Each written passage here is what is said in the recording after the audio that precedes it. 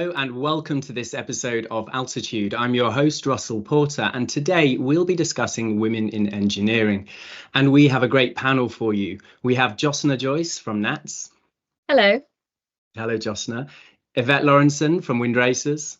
Hiya. And Fiona Cayzer from BA Systems. Hello. Hi, Fiona.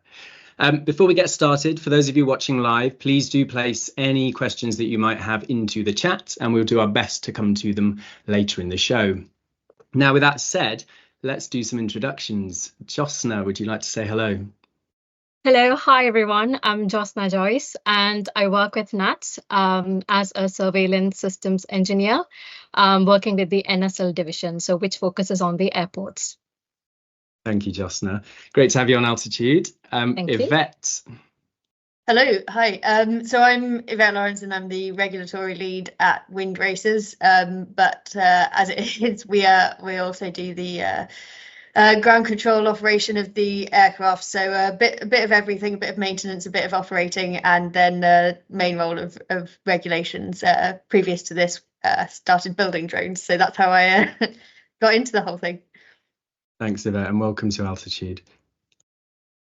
Fiona.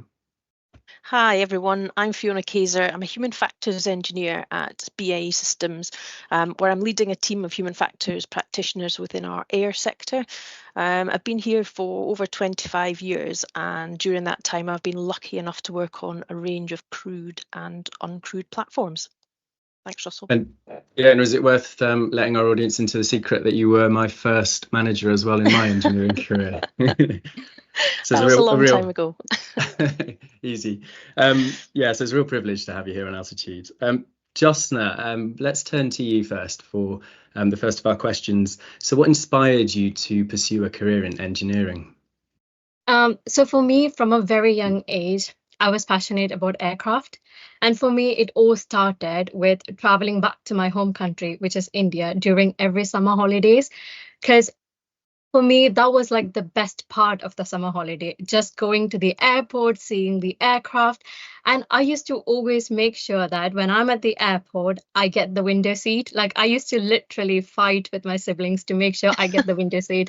And they know that they have to give me the window seat, because if not, throughout the takeoff and landing, I will be literally in their seat.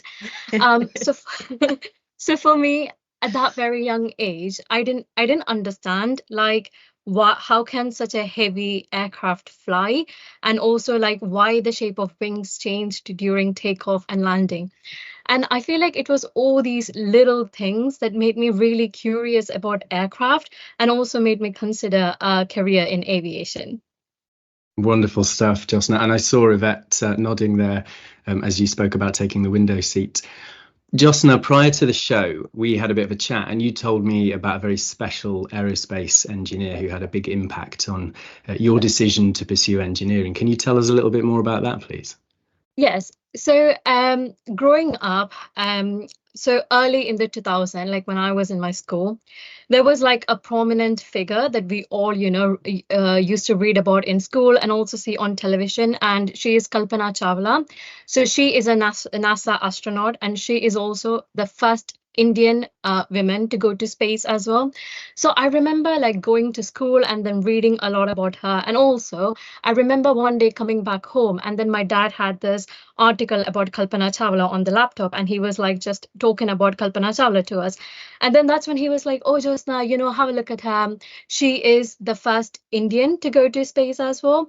And then that really made me like curious, because it was really surprising for me to see someone like me to go to space.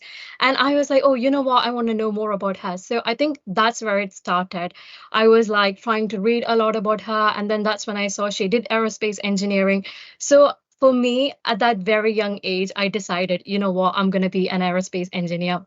So for me, it was a combination of seeing her and also like to read a lot about her history, and also that passion for aircraft, which made me consider a career in aerospace engineering. And do you think that there might be a space chapter in your career at some point, maybe? Not at the moment, but I am planning to apply for my private pilot license next year. So that's the next thing on my list. Nice, fantastic stuff. So let's move on to someone who has also flown then. Thank you, Josna. Yvette, when was it that you realised that engineering was for you? I think I would echo a lot of the same stories there. So I mean, I've always been interested in engineering, and I think just how things work and how things go together. There's a story from, I think I'm probably like 9 or 10 years old, of asking those standard questions of like, how does this work? How does this work? You know, how does an internal combustion engine work? Sure, I was very annoying to my parents, but there's always been the interest, and you know, my sister was looking at courses when she was going to uni, and threw a prospectus at me, and it landed open on aerospace engineering, and I think just hadn't read through that, and I was like, yeah, this is what I want to go into. You know, definitely something building or making or like working out how things work. And when I was getting into it, the most interesting thing was planes and rockets. So then followed that line. You mentioned in your intro that you had built drones as well. Was that kind of into your current company? Was that the pathway that you followed? So I was, before Windracers, I was working in a workshop. I'd finished university, and I, you know, had a lot of this academic knowledge of how things work, engineering, all of that kind of stuff, but realistically put a spanner in my hand, but wasn't really sure what to do with it, kind of thing. So started went to a workshop, and I was looking in two different directions, either drone technology and that kind of stuff, or going into more like satellites and that kind of engineering, and it just so happened that drones kind of picked up the phone first, and here I am. Great stuff. We'll come back to you to find out a little bit more about Windracers in a moment. Fiona, so you were my first manager. Who was it that encouraged and inspired you in the early stages of your career? Gosh, I think I would go right back to when I was studying for my first degree. I kind of by accident did a module in human factors, and the lecturer was such a lovely chap. He was called Clive Andrews, and he was so enthusiastic about the benefits of human factors that in the end I accepted a year-long placement with the Army Personnel Research Establishment in Farnborough, and that really gave me the bug for complex systems, getting my hands dirty with the Army, the tanks, all of the systems that they use. And from there, I went on into the nuclear industry, did a bit more studying, and really played 26 years in aviation since then. I've had some great managers and mentors over the years, men and women, if I'm honest. But if I was to pinpoint a single set of people, it's probably the end users of the products that we design and develop that inspire me, encourage me. Seeing how a product impacts their performance on a daily basis, and knowing that you can potentially help, that's what gives me my fire in the belly to keep going and really keep helping design systems better and more usable. Thanks, Fiona. I'm keen to come back to you and talk about working with pilots, in particular test pilots as well, later in the show. So, but sticking with you, that's definitely kind of the positive side of, you know, being encouraged and mentored. I wonder, what challenges have you faced as a woman in engineering? I think the biggest one is probably having a voice and being heard, and particularly in the aviation industry, the military. Engineering is a very male-dominated environment, although it is getting better, and you're often surrounded by very experienced, very knowledgeable people who have almost more knowledge and experience than you have number of years. Our end user group, so our pilots that you talked about there, they are predominantly male too, and they have a wealth of operational experience. And the third thing is human factors is a relatively new field in engineering. People don't always understand what it is or why it's important. A really good example of that is probably in Yvette's field, the uncrewed systems, where people often say to me, why do I need human factors? There's no one on the platform. But what they forget is actually there are still people in the system, and potentially we've made their job much more difficult than if they were sat in the platform itself. So those are the three big challenges, I'd say. And the way I've dealt with it, I'm very much a bottom-up influencer. I like to network, I like to create rapport with the end users, understand their world, help them understand my world, and demonstrate where human factors can add value. Go talk to the engineers. My own opinion is that there's too much engineering done by email or on Teams. You really need to get involved, ask the questions, get your face known, and actually over time, what happens is people then come back to you and ask your opinion on things and ask questions. So again, yeah, just get your hands dirty, be part of the team no matter how big or small that team is, and then your voice will be heard. Brilliant stuff. Thank you, Fiona. Yvette, I saw you nodding there when Fiona was talking about the human factors challenges of working with drones. Linked to the question I put to Fiona, have you ever had a time in your career where you've had to prove your credibility? Yeah, absolutely. So I think there's a few different things, like aspects to what we're doing, particularly at Windracers and in the build aspect before. There's, it's quite it's a lot more simple to prove yourself in mechanical challenges, where the technical ask is, can you build this thing? The end result is like, was it built to a good quality? Was it done right? All of those kind of things. And at the end, maybe it's been difficult to get there, but you're able to prove yourself in that way, and by building something that is of quality.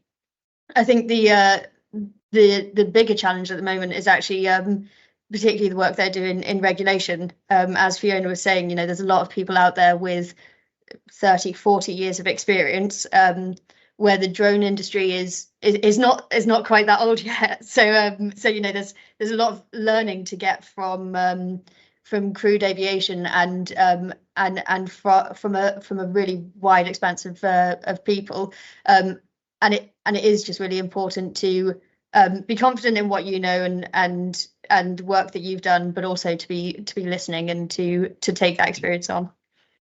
Thanks, Yvette. So in that regulatory environment then, do you see that things are changing? Absolutely, yeah. I think we're quite lucky to work in the drone world where things are new and there is an opportunity to innovate and to change things. And with that there is already an openness to different views. So I think there is that opportunity within drone regulation. Crewed aviation is maybe a bit more stuck in its ways, but yeah. Thanks, Yvette. So talking about crewed aviation, I know that you have flown in the past. How does that help you with your day job? Yeah, I think again, as Fiona was saying, like there is that human factors part of uncrewed aviation still. There's been a lot of lessons learned in crewed aviation, and that's translated through into the regulation. And as we're building the regulation for uncrewed aviation, that having that knowledge and having that experience and understanding, sometimes there are very strange asks about, what are the rules of the air, how do you fly, all of these kind of things, and having that understanding of why people are asking those questions is really useful in to build up those processes. Thank you, Yvette. Josna, a slight change of tack, I guess. You were at an event last week, I think, called the Big Bang, yeah. And I know you're a STEM ambassador. Can you tell us a little bit more about both and why they're important to you? So for me, being a STEM ambassador is a really important factor. The reason is because it lets me give back something to the society, and also it lets me inspire the next generation of engineers and pilots and air traffic controllers. So last week I was at the Big Bang Fair along with the rest of my NATS colleague, and the stand was amazing. Like, I really want to give a shout out to everyone who organized the NATS stand.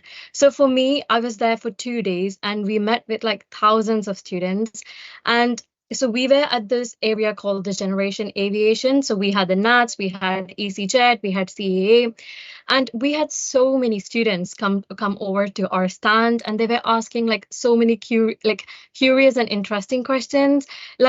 I had this group of students who were like, oh, how did you become an engineer? What do we have to pick in uni? And also like they were asking questions about like air traffic control and then what radar engineers are. So I feel like answering those questions, it really makes you like feel inspired and motivated. I know that people say that, STEM events are to like inspire young people to, motivate them. But for me personally, every single time I have left a STEM event, I came out of that more inspired and more motivated. Fantastic stuff. And again, I see Yvette nodding. Is that a shared experience? Absolutely. It's really, you meet all of these sort of incredible people who are like, how do we do what you do? And then you end up spending an entire day talking about like how amazing what you do is. And you can't leave that without feeling like a bit, a bit G'd up, I guess. Yeah. Nice. So Josna, you said that you get asked curious and interesting questions by the students. I have a curious and interesting questions for you. It's one of the foundations of air traffic management. Can you tell me a little bit more about your role working on surveillance systems, please? Yes. So as I mentioned earlier, my current role is with the airport surveillance engineering team. And one of my main projects that I currently work with is with the London Heathrow, which is one of the busiest airport in the world. And my project aims to like deliver, it supports the delivery of a contingency facility on airside.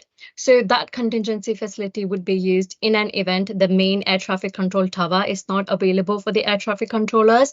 And my role and responsibilities lie within supporting the entire technical life cycle from supporting the design to install to the testing of the system until the transition, in order to make sure that we have like a safe and smooth transition into the operation.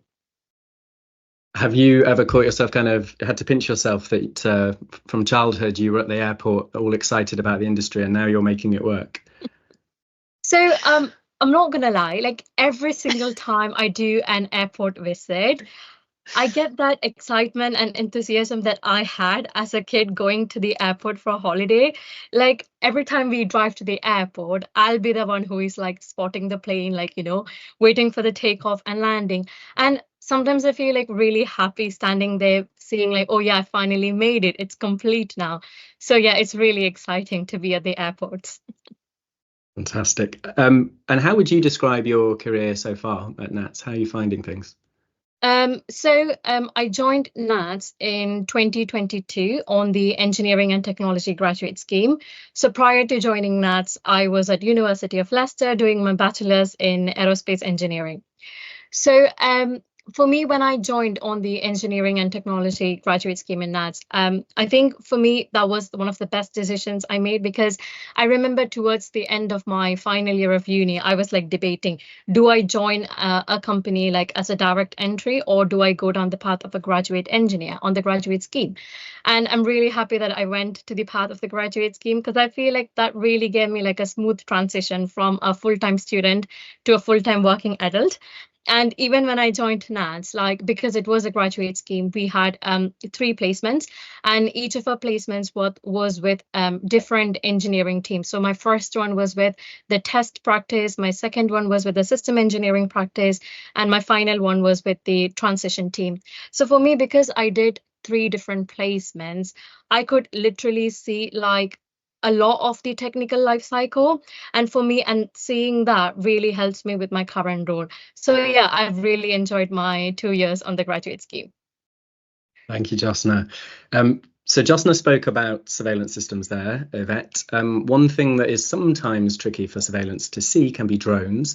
And often when we think of drones, we think of kind of small quadcopters. But I understand that the Windracers Ultra is anything but. It's something that's quite different. Could you tell us a little bit about the aircraft and in particular the work that you do with it? Absolutely, yeah. Not an issue on surveillance systems. It's a large aircraft. It's about 10-meter wingspan, so it's fixed wing. It's for carrying cargo.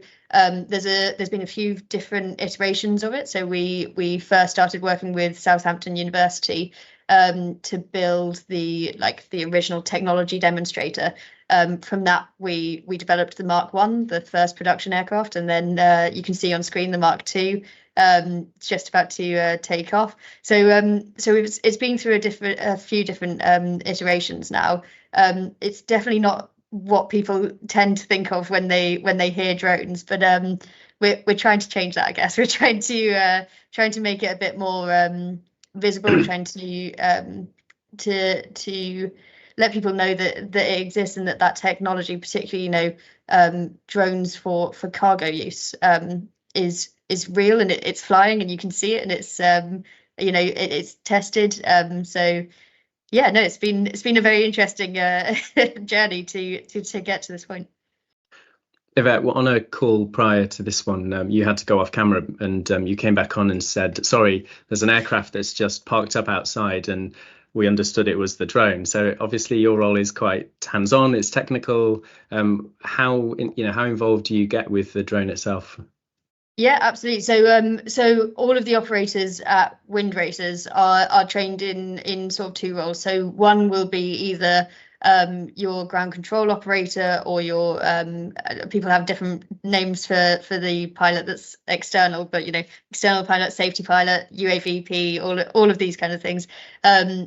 So you'll be trained in one of those roles, and then also a base level of maintenance. So you might be in a day kind of like doing regulation, and then the call comes and you're flying for an hour or so, and land, and then come back, and maybe heavy landing or something like that. So it's time to go change a tire, and the day can be all of those things in one. And no, I enjoy the you don't know what's coming, you don't know what's what the day is going to hold, but it's always fun, and it's always good stuff.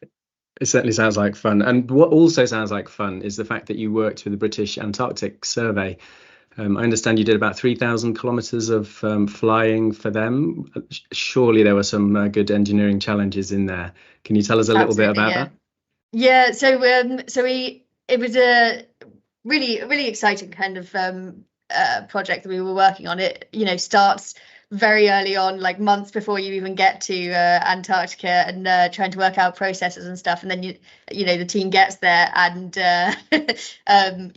how do we taxi through like slushy snow type stuff, and all of those kind of issues. But I think the one that was like the big win, and the really interesting to work on, was SATCOM technology. So being able to control the aircraft from here, from rails, while it was operating down in Antarctica. That was the big, being able to test those systems and see it work, was really exciting. That's really impressive. It's groundbreaking stuff. Thank you, Yvette. Fiona, turning to you. So we did work together, as you said a little while ago.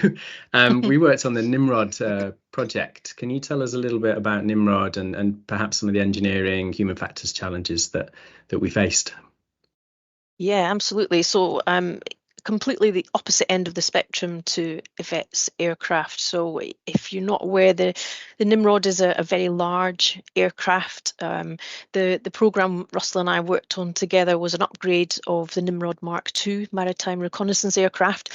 So think airliner sized aircraft. It had 10 crew on board, was capable of very long endurance missions for reconnaissance purposes, so anti-surface warfare, anti-submarine warfare, but it was also capable of search and rescue, so deploying dinghies to capsized vessels.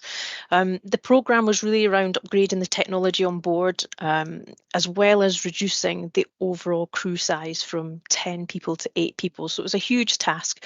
It involved redesigning the flight deck and the mission deck, and we did everything from designing the physical internal space, understanding what controls and displays were required at each of the different workstations. We did lots of assessments, and Russell, you'll remember these. We did them on rigs, we did them in flight as well, really to make sure that when we were reducing the crew numbers, that the workload remained acceptable. And I think one of my favourite parts was probably some of the emergency evacuation assessments we did in a smoke-filled fuselage, and that all of that was to prove compliance with the requirements and regulations. So yeah, it was a good time. I'd forgotten about that, but maybe that was something I'd ejected from my mind. Yeah, that was. I do remember it now. Yeah, they were interesting trials. Fiona, I think you really taught me how to engage with the end user, how to understand the end user. What's your magic for that? I think it's just being prepared to spend time with them, you know, really understand their world, understand what they have to do. I mean, the missions that these people fly are so complicated. But if you spend time getting to know them, getting to know where their pain points are, and really help them to understand what you do and where you can help. It's all about the people. It's building rapport, building trust, and I guess taking them on the journey is probably one of my favourite phrases. You've really got to spend time, particularly, for example, you're going to introduce a new piece of technology. You've got to take them on the journey, show them the technology. They may be anti-changing anything, they may not want to do it differently, but actually spend time with them, show them how it could help. And yeah, it definitely works. That's definitely where the magic lies. Thanks, Fiona. And you've gone on to lead and provide technical leadership to some of the UK's most significant defence programmes. Tell us more about that. What does that involve? Human factors is very like systems engineering, so all starts with understanding and agreeing requirements with the customer. They can be in the thousands of requirements, and quite often they'll be quite high level requirements, and you have to really work with the customer to get those down to much more detailed engineering type requirements. Getting the right people get on your team. I think on Nimrod, at the height of the project, we had about 20 human factors engineers just working on the interior of the aircraft, which is quite a large team, really. We've spoken about it a few seconds ago, you know, talking about your stakeholders, understanding what they have to do. And I think human factors, compared to some of the other engineering disciplines, we're an integrating discipline. So we touch almost every other subsystem across the platform. So quite often our job is to integrate people together and get them to talk to each other. Once you've done that kind of analysis of your requirements and the design starts, you have to make sure it's an iterative process, and it can be lengthy. As I mentioned, you know, if there's a technology element, there's a lot of hearts and minds that you may have to convince to try out those new technologies. And, you know, the air environment, particularly the military air environment, is really harsh. So quite often, although technology might be nice to have in that environment, it's actually not going to withstand some of the harshness that environment will throw at it. So we have to be really careful that we're selecting the right technologies for the right things. And once you've kind of done the design, you've matured the design, the back end of the program is all about evidence.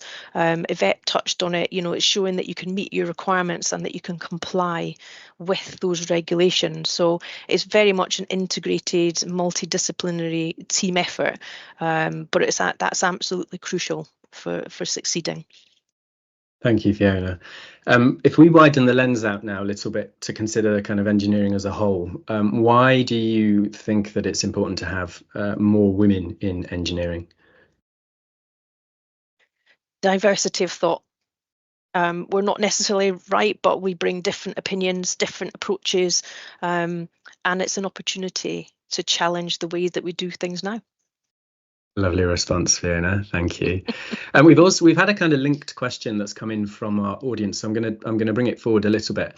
So Nikki has asked, and I think I'm going to put this one to Josna, because it's I think it's one that you'll be able to talk to really nicely, Josna. So what advice do you have for someone working in engineering that doesn't know what she wants to do, has no direction at the moment, but feels the pressure of representing women and having that extra need to succeed?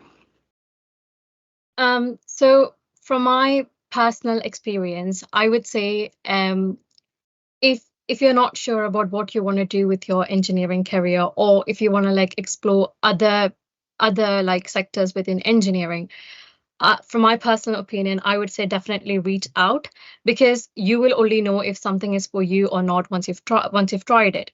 And I think that's also where mentorship comes into play as well, because most of the time having a mentor or a coach will really help you with your career, because sometimes when we might think, okay, am I doing it right, or do you think it's right for me?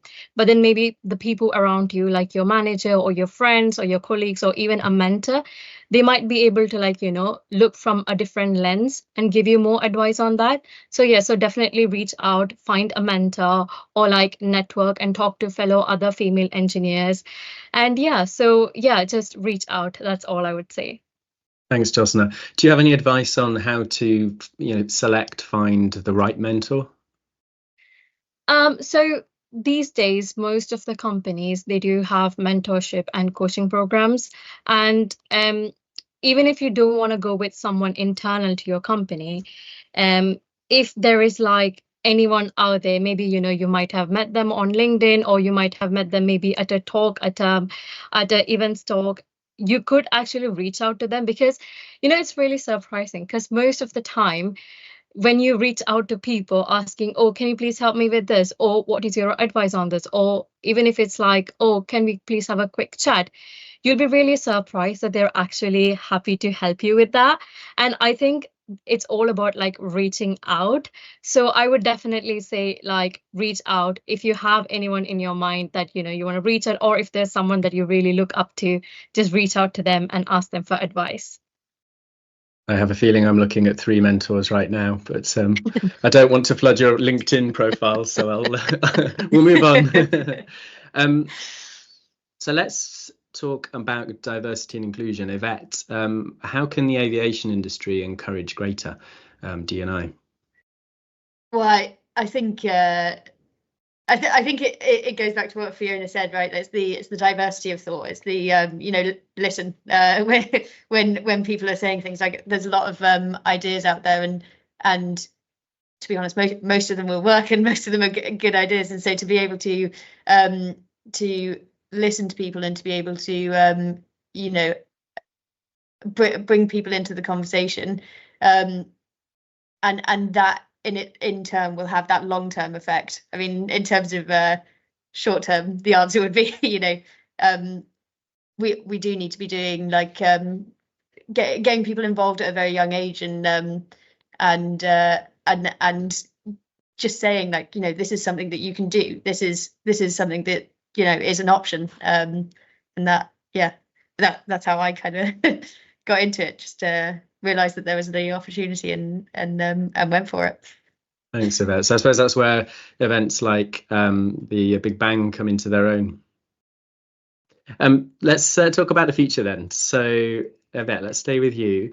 How do you see the future of engineering in the next sort of 5 to 10 years? What's it going to look like?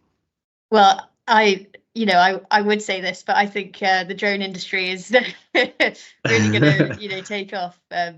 Pun not intended, but I think the drone industry is really going to grow. Like, at the moment, there's a lot of surveying going on. There's a lot of photography going on with drones, but in the next 5 to 10 years, I definitely think that that's going to expand. We've already seen the Manor, who's working out in Ireland at the moment, doing your delivery, your Just Eat type deliveries, and that will become significantly more common over the next 5 to 10 years, particularly as the regulation kind of progresses. And we're already seeing that with the introduction of Sora is really changing the industry and how people think that they can use this technology. So right now, I would say, I wouldn't expect to walk out of my door and see a drone, but maybe in the next 5 to 10 years that would be a lot more common, and that it was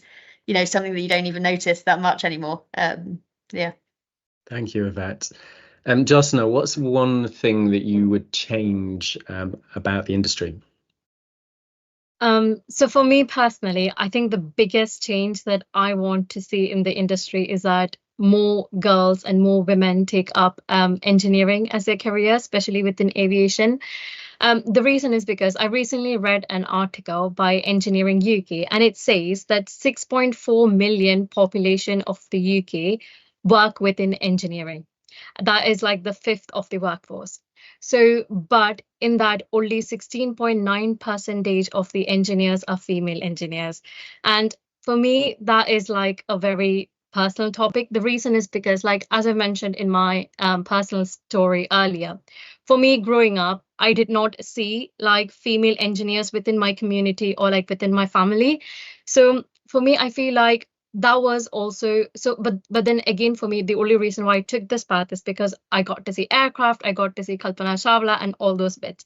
But I feel like if we can focus more on STEM awareness, events like Big Bang Fair and all the other events, like, you know, going to school, giving them talk, and even if it's like going to universities for career fairs, I feel like if we can give a bit more emphasis on all those events, I'm pretty sure that in few years' time, we will have more girls in engineering. And do you think we are doing enough?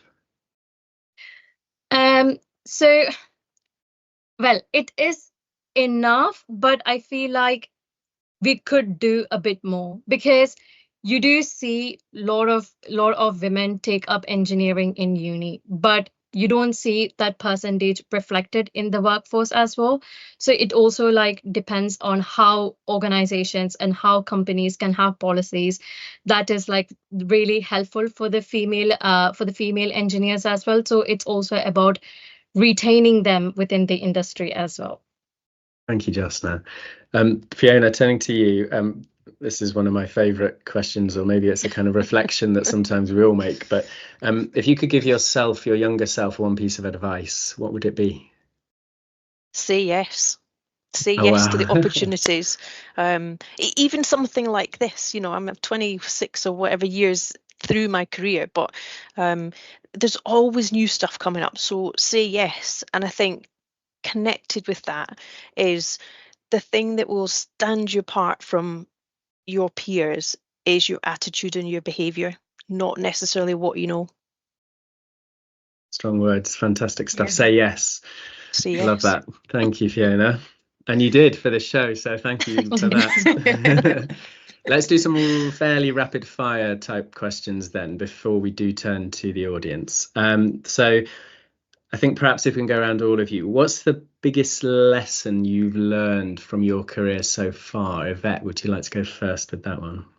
Crikey, there's been lots of lessons. I would say, you know, back yourself. You know, you like have confidence in what you know, and yeah, no, I like there will be challenges, but I think if you have like passion and you're interested in something that that like you will follow that, and you will you'll do well. So that's the lesson learned of, like, you know, just follow your interests and see where it takes you. Thank you, Yvette. Josna. Yeah. What would be the biggest lesson you've learned from your career so far?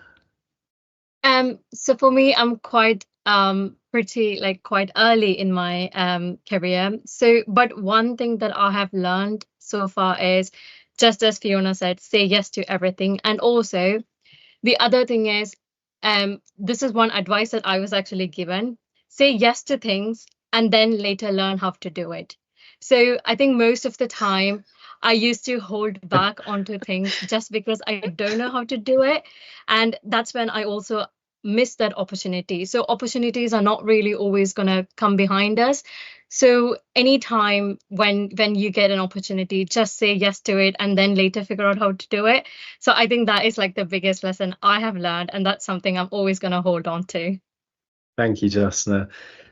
I love that. And Fiona, have you got a raise on say yes? I think it kind of piggybacks on what Josna was saying. Don't feel pressured into thinking you need to know everything, but know who to ask. Yeah, absolutely. Like I would fully back that. So we've got say yes, back yourself, have confidence, know who to ask, and figure it out as you go. Strong stuff. I like it. Now here's a really rapid fire one. So I'm going to go to Josna first. What's your favourite engineering innovation of all time, Josna? Yes, I think for me personally, again, my favorite aircraft or the engineering innovation of all the time is Concorde, because I feel like when I was a kid, when every time I saw Concorde aircraft, I could actually like differentiate it from all the other civil aircraft. Like even now, I sometimes struggle to differentiate between Boeing and an Airbus, but anytime I see a Concorde, I'm like, yeah, that is a Concorde, because I feel like Concorde was way ahead of its technology back in its days. And even now, like even though the Concorde retired in 2003, even now, almost all the aircraft that fly out there, it has some sort of engineering DNA from Concorde. So for me, like Concorde is my favorite innovation of all the time. Love that answer. And I think as well, it's a sign of someone who loves aviation that struggles to differentiate between Boeing and Airbus. So you tick that box. Yvette, your favorite engineering innovation of all time, please. I feel like I should say like drones or you know, talk about aircraft and like the Concorde and the Vulcan and all of those are definitely high up there, but favorite engineering like invention is the washing machine. Like it's, you know, it made the difference between like you know, having to have someone who was at home all day doing the washing and you know, it had massive societal change in you know, letting women into the workforce and giving them that opportunity, and now it's you know, like environmental challenges and saves on water and saves on energy, and we're learning a lot more about that side of things. So actually the washing machine would be my top choice there. Great answer, Yvette. It wasn't what I was expecting from you. Strong answer. Fiona. For me, I think it has to be the smartphone. You can do absolutely anything with it these days, and the biggest tick in the box for me is that you don't need to use a manual. The interface is so good, it's so intuitive that even your 3-year-old can figure it out. Nice. Great stuff. Just need to work out how to do the smartphone of drones. That is that's the next challenge. I'm sure there's an app somewhere for it. Yeah, exactly. So let's turn to a couple more of the audience questions then. There is one that's come in, Yvette, for you. So was your early interest in engineering and aviation encouraged, or did you have to fight to follow your passion? That was from Hannah. So from family, I you know, definitely never, you know, had any challenges. I wouldn't say like I was sort of like pushed into it or like any of those kind of things, but the view was always kind of like you know, why wouldn't you kind of thing, like, what, you know, if this is something that you're interested in, like do it.